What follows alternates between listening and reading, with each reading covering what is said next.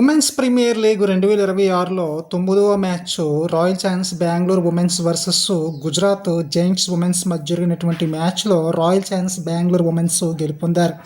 Gujarat giants women's toss గెలిచి bowling ఎంచుకున్నారు. Batting దిగినటువంటి రాయల్ ఛాలెంజర్స్ బెంగళూరు ఉమెన్స్ 20 ఓవర్లలో 7 వికెట్ల నష్టానికి 182 పరుగులు చేశారు.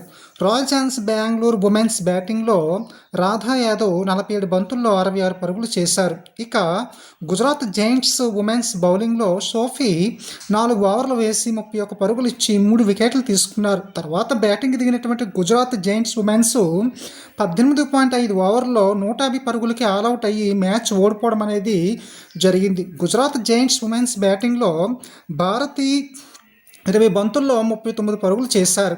ఇక రాయల్ ఛాలెంజర్స్ బెంగళూరు ఉమెన్స్ బౌలింగ్లో శ్రేయాంక పాటిల్ 3.5 ఓవర్లో 23 పరుగులు ఇచ్చి 5 వికెట్లు తీసుకోవడం జరిగింది. ఇక ప్లేయర్ ఆఫ్ ద మ్యాచ్ అనేది రాధా యాదవ్కి ఇవ్వడం జరిగింది.